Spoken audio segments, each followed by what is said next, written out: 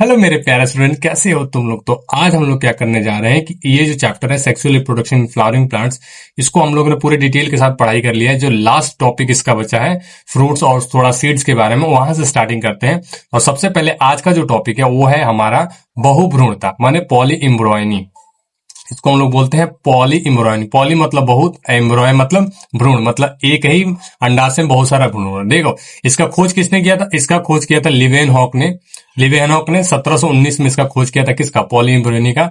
अब देखो ये होता क्या है, पॉली इम्ब्रॉयनी एक्चुअली में क्या होता है, जब एक बीज के अंदर एक से अधिक भ्रूण होते हैं तो इस अवस्था को बहुभ्रूणता कहा जाता है। याद हो गया, जब एक बीज के अंदर एक से अधिक भ्रूण उपस्थित हो तो उसको हम लोग क्या कहते हैं, बहुभ्रूणता। और इसके एग्जाम्पल कौन कौन है, आम है, नींबू है, ये तुम इसमें सारे एग्जाम्पल ये सब लिख सकते हो। अब बहुभ्रूणता कितने प्रकार का होता है, दो प्रकार का। बहुभ्रूणता कितने प्रकार का, दो प्रकार। एक होता है सत्य बहुभ्रूणता माने ट्रू पॉली एम्ब्रॉयनी, दूसरा कौन है, सत्य बहुभ्रूणता, false embryony, false polyembryony. ठीक है, जब भ्रूणकोश में एक से अधिक भ्रूण उत्पन्न होते हैं तो उसको क्या बोलते हैं, सत्य बहुभ्रूणता बोलते हैं। जब भ्रूणकोश में एक से अधिक क्या है, भ्रूण उत्पन्न हो तो उसको हम लोग कहते हैं सत्य बहुभ्रूणता। और जब एक से अधिक भ्रूण की उपस्थिति, दो या अधिक भ्रूण कोश हो, ठीक है ना, जब एक से अधिक उपस्थिति जो दो से अधिक हो उसको हम लोग बोलते हैं असत्य बहुभ्रूणता। समझ में आ गया। अब बहुभ्रूणता का कारण क्या है, बहुभ्रूणता कारण क्या हो सकता है, जब एक बीजांड में एक से अधिक भ्रूण कोश हो, यही ना।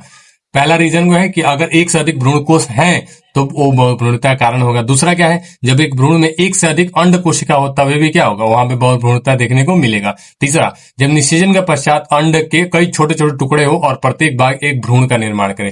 जब निषेचन हो जाए और अंडा क्या एक मतलब बहुत सारे पार्ट्स में क्या है, टूट जाए, तो टूटने के बाद क्या होगा, छोटे छोटे टुकड़े होंगे और सारे के सारे क्या होंगे, एक को नया नया भ्रूण बना लेंगे। तो इस तरीके से भी बहुभ्रूणता क्या हो सकता है। तो ये है पूरा बहुभ्रूणता का कॉन्सेप्ट। अब आगे बढ़ते हैं, असंग जनन के बारे में जानते हैं कि असंग जनन क्या होता है। इसको इंग्लिश में बोलते हैं एपोमिक्सिस। ये पहले भी आप लोग पढ़ चुके हैं, फर्स्ट चैप्टर में, इसमें भी पढ़ा दे रहे हैं। वह प्रक्रिया जिसमें सामान्य लैंगिक जनन का स्थान पूर्ण रूप से अलैंगिक जनन ले सकता है, असंग जनन कहलाता है।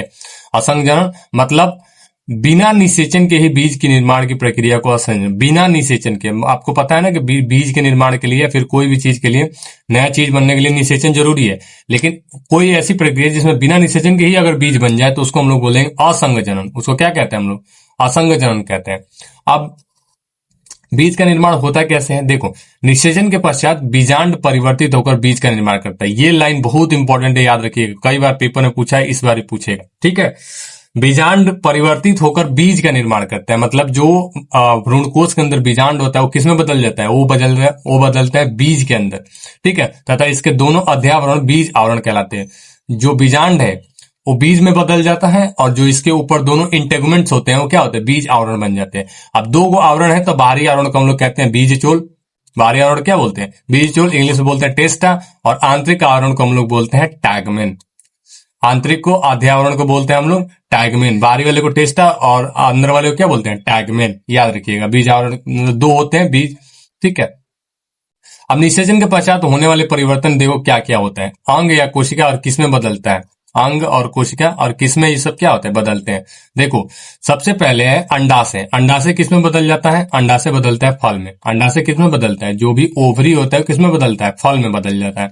अंड कोशिका किसमें बदलती है, युग्मनज में बदल जाती है। द्वितीय केंद्र किसमें बदलता है, भ्रूणपोष में बदल जाता है, ये पहले भी पढ़ाए थे। और बीजांड किसमें बदलता है, बीज में बदलता है। समझ गए ना। तो ये सारा का सारा जो है, जो फर्टिलाइजेशन होता है, निषेचन जब होता है तो निषेचन में ये सारी चीजें अंडाशय फल में बदलता है, अंड कोशिका युग्मनज में बदलता है, द्वितीय केंद्रक भ्रूणपोष में, और बीजांड जो है वो बीज में बदल जाता है। और बीजांड के ऊपर जो बीज आवरण होता है वो दो गो, एक टेस्टा और दूसरा क्या है, टैगमेन, ये इसमें बदल जाते हैं। ये चीज याद रखिएगा। चलिए आगे बढ़ते हैं। अब बीज का महत्व देखते हैं कि बीज क्यों इंपॉर्टेंट है। देखो बीज का इंपॉर्टेंस क्या है, इंपॉर्टेंस ऑफ बीज। ठीक है, सबसे पहला जो इंपॉर्टेंस है, एंजियोस्पर्म के बीज सूखी अवस्था में रहते हैं जिससे पादप प्रजाति को नए क्षेत्रों में पहुंचने तथा स्थापित होने में मदद होती है। देखो जो भी एंजियोस्पर्म है उनके बीज जो होते हैं सूखी अवस्था में रहते हैं, मतलब वो एक जगह से दूसरी जगह आसानी से क्या कर सकते हैं, ट्रैवल कर सकते हैं। मतलब कि मान लो हमको गेहूं का बीज अगर कलकत्ता ले जाना हो तो हम आसानी से क्या कर सकते हैं कि थोड़ा सा गेहूं का बीज अगर लेंगे किसी पोथले उतले में, झोले वोले में, और उसको लेकर हम लोग एक जगह से दूसरी जगह जाएंगे, वहां लगाएंगे, वहां भी क्या होगा, हो जाएगा। इस तरह वहां से भी कोई पौधा अगर हम कोई बीज लेके आएंगे, यहाँ भी लगाएंगे, वो भी हो जाएगा। तो सबसे पहले क्या है, ट्रांसपोर्ट में बहुत इंपॉर्टेंट, मतलब ट्रांसपोर्ट करना बहुत ईजी होता है। दूसरा, बीजों में भ्रूणपोष खाद्य सामग्री के रूप में संरक्षित रहता है, जो अंकुरित हो रहे पौधों को तब तक पोषण प्रदान करता है जब तक पौधा स्वयं प्रकाश संश्लेषण न करने लगे। देखो, अब बीज के अंदर क्या होता है, भ्रूणपोष होता है, उस दिन बताए थे, इसको क्या बोलते हैं, एंडोस्पर्म बोलते हैं। और एंडोस्पर्म में क्या होता है, भोजन संरक्षित रहता है, भोजन इकट्ठा रहता है। और इस भोजन क्या है कि जब बीज जमता है, मतलब उसमें जो छोटा नन्हा पौधा निकलता है, तो यही एंडोस्पर्म क्या करता है, उसको पोषण प्रदान करता है। तब तक पोषण प्रदान करता है जब तक कि वो पौधा खुद ब खुद प्रकाश संश्लेषण करने के लायक ना हो जाए। समझ गए? तब तक ये करेगा, मतलब भोजन उसको देगा जब तक तो खुद क्या है, पौधा अपना खाना बनाना स्टार्ट न कर दे। तो दूसरा काम क्या है, पोषण प्रदान करना बीज का। तीसरा, बीज के बाहर एक कठोर आवरण पाया जाता है जो भ्रूण को सुरक्षा प्रदान करता है। अब देखो, बीज के अंदर ही क्या होता है, सुरक्षा। बीज के अंदर ही क्या होता है, बीज के अंदर भ्रूण होता है। और जो भ्रूण क्या होगा कि अगर ऐसे वातावरण में खुले में रहेगा तो क्या होगा, नष्ट हो सकता है। तो उसके ऊपर बीज का एक कठोर आवरण होता है जो अंदर जो भ्रूण होता है उसकी क्या करता है, रक्षा करता है। ठीक है, क्योंकि बीज निषेचन के पश्चात बनते हैं, इसीलिए इन्हें आनुवांशिक संयोजन और विविधता प्रदान करते हैं। देखो, निषेचन के पश्चात क्या है कि बीज के जो मेल और फीमेल प्लांट्स हैं उनके क्या है कि वो गुणसूत्र क्या होते हैं, उनके अंदर रहते हैं, उनके अंदर आनुवांशिक गुण उनका क्या होता है, संरक्षित रहता है। इसलिए नए जनरेशन को ये जन्म देने में भी क्या होते हैं, सहायक होते हैं। अगला, बीज को धूप में सुखाकर भंडारण किया जाता है, इस प्रक्रिया को निर्जलीकरण कहा जाता है। ये चीज थोड़ा लाइन इंपॉर्टेंट है, डिहाइड्रेशन याद रखिएगा। देखो, बीज को ना अगर गीला हो, अगर बीज उसमें से पानी अगर अच्छे से ना सूखा हो, मैंने बीज अच्छे से ना सूखा, उसको ऐसे रख दें तो या सकता है खराब हो जाए, नहीं तो सड़ जाए, या फिर वो अंकुरित होकर खराब हो जाए। ठीक है, तो सबसे पहले अगर बीज को स्टोर करना होता है तो क्या करते हैं, उसको धूप में सुखा देते हैं, अच्छे से क्या करते हैं, धूप में सुखा देते हैं एकदम। सुखाने के बाद जितना उसमें से जल है सब क्या है, भाप बनकर उड़ जाएगा। तो जो बीज है उसके अंदर का पानी निकल जाएगा पूरा का पूरा, तो सूखा हो जाएगा। और सूखा होगा तो ज्यादा दिन तक हम लोग उसको स्टोर करके रख सकते हैं। और इस प्रक्रिया को बोलते हैं निर्जलीकरण। जो डिहाइड्रेशन बोलते हैं ना, डिहाइड्रेशन मैंने पानी का सूखना, तो इस प्रक्रिया को बोलते हैं मतलब निर्जलीकरण। कुछ समय, अगला देखते हैं, कुछ समय के लिए सुप्त अवस्था में चले जाते हैं और पुनः मौसम में अंकुरित होते हैं। इस प्रक्रिया को बीजों का सुप्तीकरण कहा जाता है।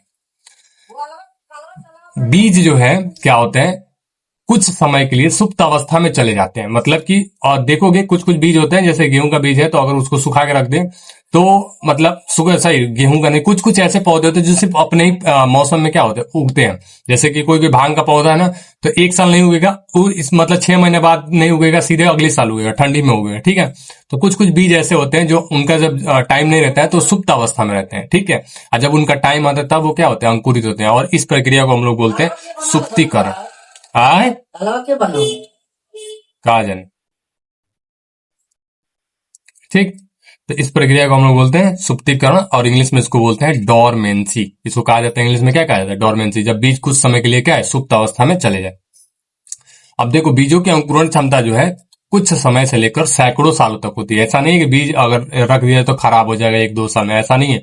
सैकड़ों साल, हजारों साल तक बीज क्या होते हैं। कुछ कुछ पौधे ऐसे होते हैं जिनके बीज हजारों साल तक क्या होते हैं, वैसे ही पड़े के पड़े रह जाते हैं। जैसे एग्जाम्पल में यहाँ पे 2 एग्जाम्पल लिखा है, देखो, लुपिनस आर्किटक्स, ये एक पौधे का नाम है। लुपिनस आर्कटिकस का बीज आर्कटिक टुंड्रा में पाया गया। यह बीज 10,000 वर्ष बाद अंकुरित होकर पुष्पित हुआ। देखो, ये पौधे का नाम है लुपिनस आर्किटस, ठीक है ना। इसका बीज जो है आर्कटिक टुंड्रा में, मतलब जमे हुए बर्फ में पाया गया था, और ये 10,000 वर्ष बाद तक ये उसमें स्टोर रहा था। और मतलब अमेजिंग बात यह है कि 10,000 वर्ष बाद भी ये जाके क्या हुआ, अंकुरित होकर पुष्पित हो गया। तो देख रहे हो बीजों का जो जीवन क्षमता कितना दिन का है। अब दूसरा एग्जांपल मृत सागर, डेड सागर जो है, डेड सी, उसके पास किंग हेराल्ड का जो महल है उसका खुदाई हो रहा था। खुदाई के दौरान क्या हुआ था, उसके दौरान फोनिक्स डैक्टिलोफेरा का बीज मिला था, ठीक है ना, जो लगभग 2000 वर्ष पुराने थे। लेकिन इनमें अभी भी अंकुरने की क्षमता थी, मतलब 2000 साल पुराना बीज भी क्या है, अंकुरण क्षमता लायक था, मतलब वो अंकुरित हो सकता था। ठीक है, अब फल का निर्माण देखते हैं। बहुत हो गया बीज के बारे में, फल के बारे में पढ़ते हैं। फल का निर्माण, फॉर्मेशन ऑफ फल एंड सीड्स, दोनों के बारे में पढ़ना है।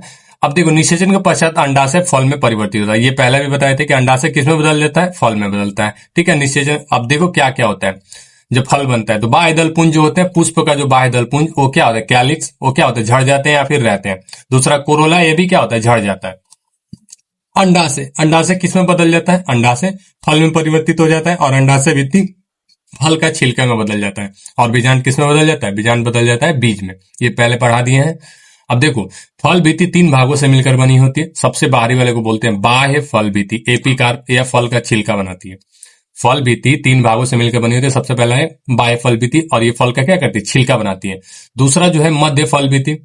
मध्य फल भित्ति क्या है, यह फल का मध्य भाग होता है। कुछ फलों में यह गूदेदार होता है, जैसे आम, खजूर, ये सब में देखिए होगा ना, बीच में बाहर सब छिलका रहता है, बीच में गुद्दा होता है, उसके बीच क्या होता है, गुठली रहता है उसका आम का, तो मध्य फल भित्ति होता है जो हम खाते हैं। ठीक है, ये क्वेश्चन भी पूछा था कि आम का कौन सा भाग खाया जाता है, तो मध्य फल भित्ति।